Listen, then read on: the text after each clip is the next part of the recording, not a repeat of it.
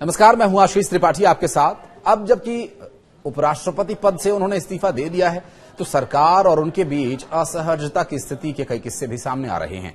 इनमें उनकी ओर से अप्रैल में भारत आए अमेरिकी उपराष्ट्रपति JD वेंस से बैठक कराने की जिद और किसानों के मुद्दे पर सार्वजनिक मंच पर कृषि मंत्री शिवराज सिंह चौहान को सुनाई गई खरी खरी जैसी घटनाओं का जिक्र किया जा रहा है।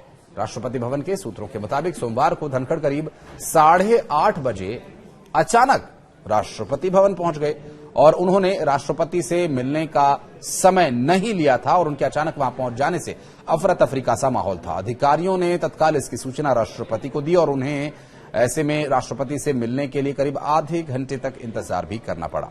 अब इस मुलाकात में धनखड़ ने तत्काल राष्ट्रपति को अपना इस्तीफा सौंपा और जब तक कुछ वो समझ पाता, जानकारी सोशल मीडिया पर सार्वजनिक हो गई। सरकार और धनखड़ के बीच असहजता की स्थिति की शुरुआत बीते साल दिसंबर महीने में तब हुई जब उन्होंने सार्वजनिक मंच पर किसान आंदोलन पर सरकार की नीति का विरोध किया था। कृषि मंत्री शिवराज सिंह चौहान की उपस्थिति में उन्होंने केंद्र सरकार को निशाने पर लिया था और तब उन्होंने कहा था कि कृषि मंत्री जी, आपका एक एक पल भारी है।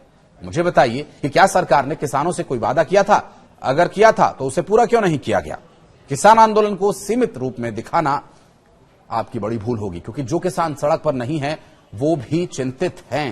हालांकि धनखड़ ने अचानक इस्तीफा क्यों दिया, सोशल मीडिया के जरिए क्यों इसे सार्वजनिक किया, इस पर भी सस्पेंस कायम है। मंगलवार को उनके करीबी सूत्रों ने कहा कि उन्होंने स्वास्थ्य कारणों से इसका इस्तीफा दिया। चूंकि इस्तीफे के बाद कयासों का दौर शुरू हो गया। विपक्ष ने आरोप लगाया कि सरकार पर अब इस बात को लेकर आरोप है कि उन्होंने दबाव बनाया, इसलिए यह इस्तीफा हुआ। इसलिए प्रधानमंत्री नरेंद्र मोदी ने इस प्रकरण के कई घंटों बाद सोशल मीडिया के जरिए उनके बेहतर स्वास्थ्य की कामना की, जिससे यह संदेश न जाए कि धनखड़ ने किसी दबाव में इस्तीफा दिया।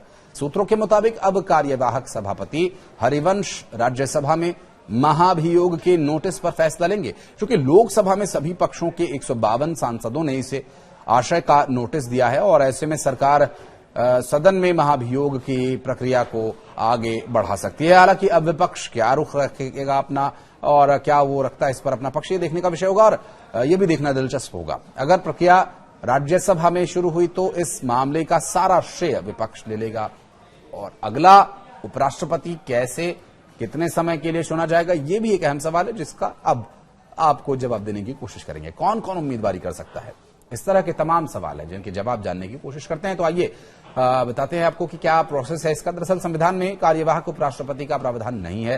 हालांकि उपराष्ट्रपति राज्यसभा के सभापति जरूर होते हैं और पदेन सभापति होने के नाते ऐसे में उपसभापति उनकी मौजूदगी में तो वो काम करते हैं, लेकिन गैर मौजूदगी में ये जिम्मेदारी संभालेंगे। फिलहाल उपसभापति हरिवंश नारायण सिंह हैं, तो ऐसे में सदन उनकी निगरानी में ही चलेगा।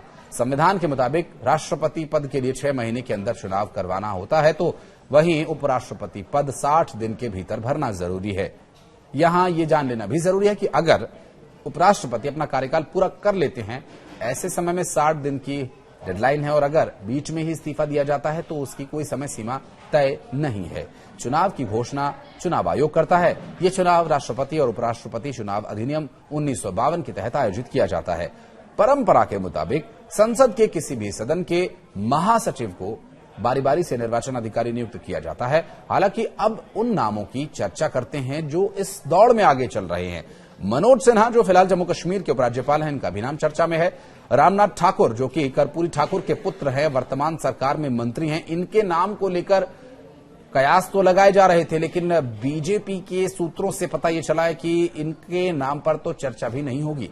भारत रत्न जननायक कर्पूरी ठाकुर के बेटे हैं और इसके अलावा कुछ और जो नाम हैं, जिसमें एक बड़ी और खबर वो भी आई, वो भी आपको बताएंगे। लेकिन रामनाथ ठाकुर जो कि राज्यसभा के सांसद भी हैं बीजेपी की तरफ से, और बिहार से एक नाम और भी चर्चा में है, लेकिन अब उसके इस बड़ी खबर के आने के बाद कयास खत्म होते समझे जा रहे हैं। राजनाथ सिंह जो कि देश के रक्षा मंत्री है, घनश्याम तिवारी, अर्जुन राम मेघवाल, वसुंधरा राजे, हरिवंश नारायण सिंह, गुलाब चंद कटारिया, और इस बीच एक बड़ी खबर वो ये आ रही है कि अगला उपराष्ट्रपति भी बीजेपी से ही होगा और इसके लिए एनडीए के सभी दल एकजुट है। प्रधानमंत्री नरेंद्र मोदी के वापस लौटने के लिए इंतजार हो रहा है और उसके बाद इस पर चर्चा होगी और उम्मीदवार का नाम घोषित हो सकता है। रामनाथ ठाकुर पर अटकलें बेबुनियाद कही जा रही हैं, सूत्रों के हवाले से आ रही खबर। इससे पहले ये नाम चर्चा में चल रहे थे, कुछ और नाम चर्चा में थे जो कि बीजेपी से नहीं थे, लेकिन अब जो सूत्रों के हवाले से जानकारी मिल रही वो ये कि अगला उपराष्ट्रपति भी बीजेपी से ही होगा। और अब देखना यह होगा कि अगला उपराष्ट्रपति कौन होता है।